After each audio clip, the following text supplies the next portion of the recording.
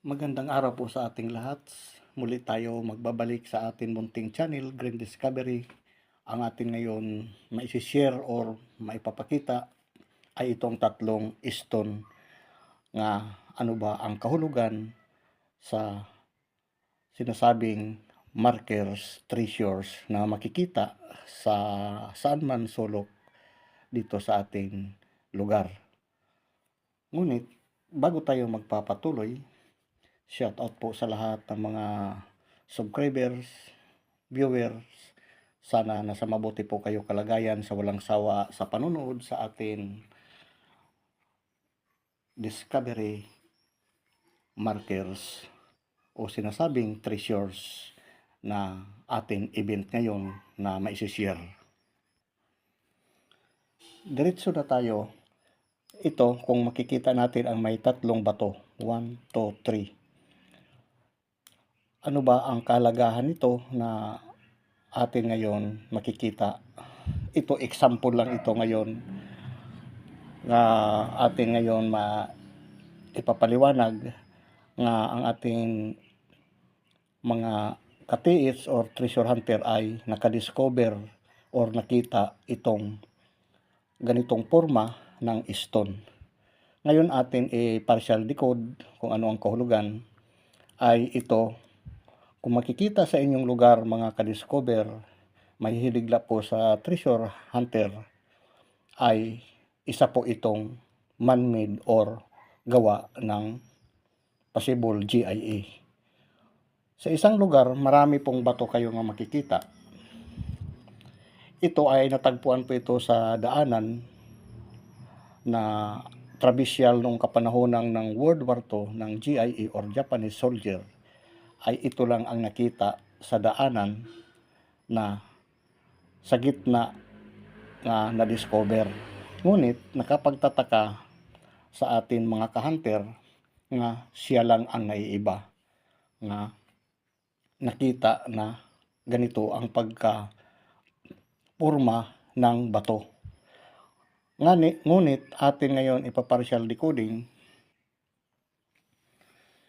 ito ang kahulugan ay creek or river. Ito.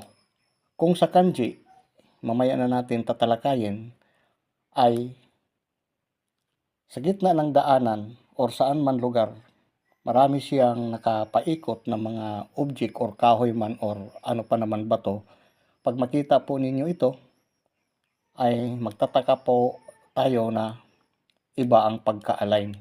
Ito para siyang letter D, ito naman para siyang pyramid, at ito naman ay para siyang pot marker. Pag makita po ito natin, ay mayroon po diyan sekreto ang lugar na sinasabing treasure. Kung titingnan natin ito, nakahilira, ay dito, kung babadlisan natin o ukitin, ay creek sign.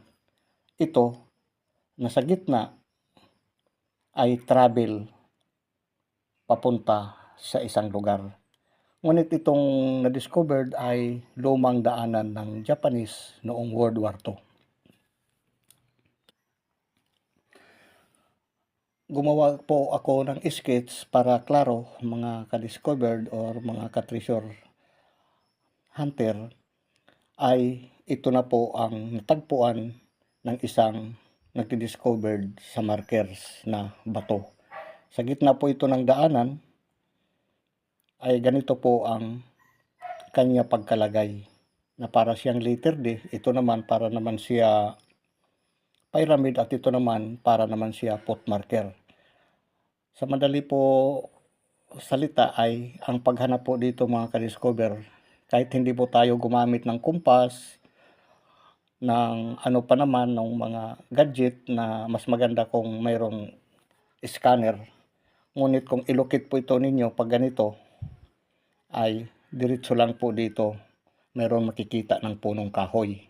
Ngunit pagdating sa area mga 20 to 25 meters, hindi na po lalayo diyan ang target mga ka-discover. Itong stone. Ngunit ito naman sa gitna, ang kanyang po purpose nito ay travel kasi gitna po ito ng daanan. Ngunit nang sinaliksik ng ating ka-treasure hunter or nakadiscover, ang meaning nito sa partial decoding na right pot nga baliktad, ito po yung ay diretso dito. Nga ang ibig sabihin hindi po padiretso, kundi ang meaning nito ay hanapin po sa 360 ang right pot. Malapit lang po ang mga itinago dyan at mayroon po ito supporting na mga markers na iba nga dyan or punong kahoy. Pag ganitong sitwasyon mga kadiscover ay creek po ito na sign. Ito naman sa gitna ay travel. Malilito po tayo kung ating papansinin dahil ito ay nasa gitna. Kung sa kanji ay ito po yung creek. Ganito siya. Ito yung dalawang bato ay creek. Ngunit nililito po tayo kung maghahanap or makikita hindi natin talaga maklaro ay magkahawig naman po siya sa kanji na reverse. Ito po na sinasabing kawa in GIE. Ito po yung kanji ng reverse at saka creek na may pagka similarity sila dito. Ngunit itong bato na parang pyramid ay meron po itong counter. Papunta naman dito ang daanan 30 meters, mayroon naman siyang itong pyramid at doon po under 1 to 5 meters. Hanapin lang po paikot. Kahit wala na po kumpas mga ka-discovered, mas lalo kung may gadget ay madali matukoy. Ganito lang po ang paghanap sa inyong lugar kung mayroon kayong makita na tatlong bato nga nakahilira ay positive po iyon sa sinasabing treasures na nakatago sa isang lugar. Huwag po kalimutan atin ngayon ito masasabi or sinabi ay creek ang tinutukoy nitong dalawang bato. Ito naman sa gitna na right pot ay travel po sa 360. Hindi na po diyan lalayo ang target mga ka-discovered. Ayan po ang ibig sabihin. Kahit saan po ito nakalagay ay pag ganito po ang forma ay isa po yan positive prospect target ng treasures. Sa iba pang mga nagdidikod ay marami po ito option, pero ito ngayon ang atin na-share, na-locate na ganito pala ang target ng kanilang pagkalagay sa kanilang sikreto. Tatlong stone, hugis, right pot, letter D at saka pyramid na sapa ang tinutukoy at saka ito travel. Ngayon, ibinalik natin yung tatlong stone na markers na uulitin lang po natin ay pag makita po ito ninyo ay ang pinapahiwatig nito ay treasures in creek or rivers nga sign na bato nga magka hilira 1, 2, 3. Kung bibigyan natin ito ng another analysis or decoding, pag inalis natin itong tatlong bato ay ang kalalabasan nito ay double X mga ka-discover.